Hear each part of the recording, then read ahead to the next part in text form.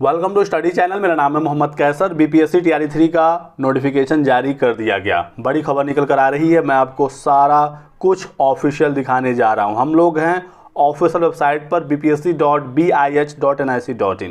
सबसे पहले आप देख सकते हैं 7 फरवरी की डेट में यहाँ पर एक इम्पॉर्टेंट नोटिस है, उसके बाद एडवर्टाइजमेंट है। तो पहले हम लोग ये वाली नोटिस डाउनलोड करते हैं। देखिए यहाँ पर नोटिस डाउनलोड हो गया। विज्ञापन संख्या 22/2024, ये है टीआरई 3 का विज्ञापन संख्या। अब भविष्य में आपको ये विज्ञापन संख्या बार बार देखने और सुनने को मिलेगा। यहाँ पर दोस्तों बताया गया कि शिक्षा विभाग और अनुसूचित जाति एवं अनुसूचित जनजाति कल्याण विभाग बिहार के अंतर्गत विद्यालयों के पदों पर नियुक्ति हेतु सुयोग्य भारतीय उम्मीदवारों को, तो बिहार के साथ अदर स्टेट के सभी छात्र फॉर्म भर सकते हैं। ठीक है, भारतीय उम्मीदवारों से ऑनलाइन आवेदन मांगे गए हैं। फॉर्म भरने की डेट देख लीजिए, 10 फरवरी से 23 फरवरी तक। पहले ही मैंने आपको बताया था कि 10 से 23 फरवरी के बीच में फॉर्म भरे जाएंगे। लेट फीस के साथ भुगतान आपका 25 फरवरी तक हो सकता है। डिटेल नोटिफिकेशन वेबसाइट पर देखने को मिलेगा, वो तो जारी हो ही गया, अभी हम लोग देख लेंगे। फॉर्म भरने से पहले आप भली भांति नोटिफिकेशन को देख लीजिएगा। टीआरई 3 बिहार लोक सेवा आयोग, तो ये है एक बहुत ही इंपॉर्टेंट नोटिफिकेशन। अब डाउनलोड करते हैं एडवर्टाइजमेंट। तो आ गया दोस्तों हमारे सामने बिहार शिक्षक भर्ती तीसरे चरण का विज्ञापन। यहाँ पर देखिए बताया गया कि शिक्षा विभाग के अंतर्गत 1 to 5, 6 to 8, 9, 10 और 11, 12 के विद्यालय अध्यापक के लिए विषयवार रिक्तियां जिलावार आरक्षण रोस्टर समेकित रूप से प्रशासनिक विभाग द्वारा उपलब्ध कराने के बाद वेबसाइट पर प्रदर्शित किया जाएगा। तो फिलहाल रिक्तियां नहीं बताई गई हैं बीपीएससी के द्वारा। भर्ती सबकी है, 1 to 5 का है, 6 to 8 का है, 9, 10 का है और 11, 12 का है। लेकिन अभी रिक्तियां जो हैं वो जिलावार रोस्टर समेकित करने के बाद जारी किया जाएगा। तो ये आप अपडेट देख सकते हैं। अभी तक ये क्लियर नहीं हो पाया कि कितने पदों पर ये विज्ञापन है। ठीक है, शिक्षा विभाग के अंतर्गत ये सारे पद हैं। उसके बाद बताया गया कि अनुसूचित जाति जनजाति के तहत 1 to 5 की भर्ती, 6 to 10, 11, 12 के लिए भर्ती है और ये भी रिक्तियां प्रदर्शित नहीं की गई हैं। अभ्यर्थियों की संख्या के आधार पर एक से अधिक चरणों में परीक्षा हो सकती है। ठीक है, अपीयरिंग कैंडिडेट को अलाउ नहीं किया गया है, चाहे वो सीटेट वाले हों या एसटेट वाले हों। फॉर्म भरने की जो लास्ट डेट है 23 फरवरी, उस दिन तक आपकी सारी एलिजिबिलिटी पूरी होनी चाहिए। भारत का कोई भी नागरिक यहाँ पर आवेदन कर सकता है।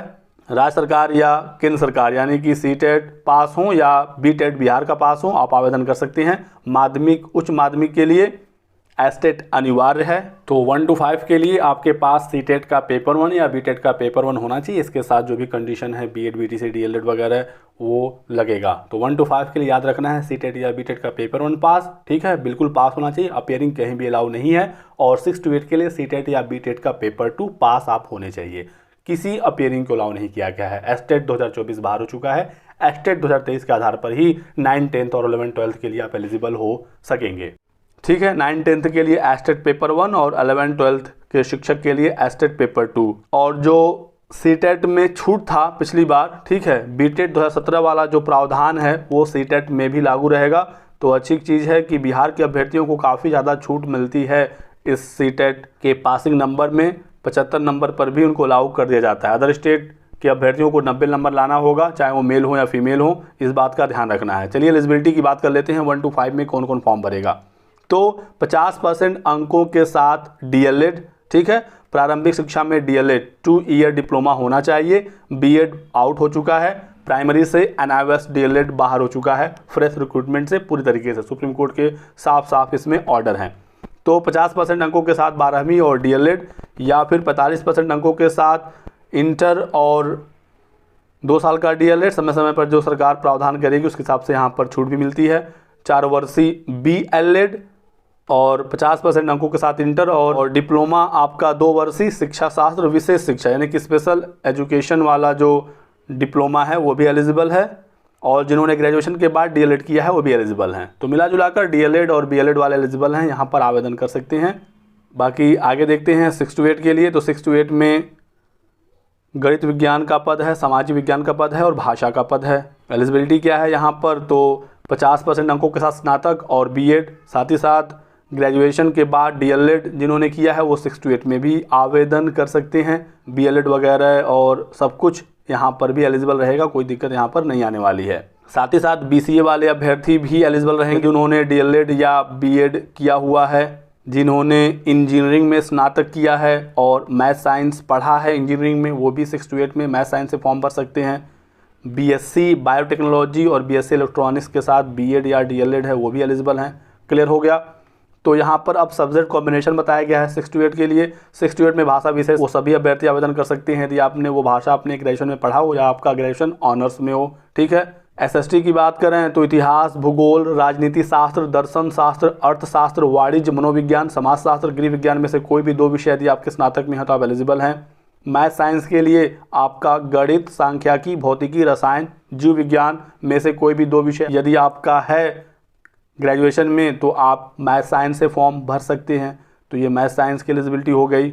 18 महीने का जो NIOS DLED है वो अब एलिजिबल नहीं है, ये साफ साफ यहाँ पर बताया गया है, तो इसमें कोई भी कन्फ्यूज़न आपको नहीं होना चाहिए। फिर यहाँ पर अनुसूचित जाति जनजाति कल्याण विभाग की भी एलिजिबिलिटी के बारे में बताया गया है और 9th 10th 11th 12th की एलिजिबिलिटी भी यहाँ पर दी गई है। तो 9th 10th में ग्रेजुएशन B.Ed होना चाहिए, स्टेट पेपर 1 होना चाहिए और 11th 12th के लिए पोस्ट ग्रेजुएशन B.Ed और स्टेट पेपर 2 आपके पास होना चाहिए। आगे बढ़ते हैं और देखते हैं कुछ और इम्पोर्टेंट चीज़ें। तो एग्ज़ाम पैटर्न आप देख लीजिए। सबसे पहले हम लोग देखेंगे प्राइमरी यानी 1 to 5 का एग्ज़ाम पैटर्न। आपके सामने है प्रश्नों की संख्या। भाग 1 में 30 सवाल और भाग 2 में 120 सवाल, टोटल 150 सवाल आएंगे। भाग 1 के 30 सवाल भाषा के हैं और भाग 2 के 120 सवाल सामान्य अध्ययन के हैं। 2.5 घंटे का समय मिलेगा, कुल 150 प्रश्न पूछे जाएंगे। लिखित परीक्षा होगी, सभी प्रश्न MCQ बहुविकल्पी होंगे।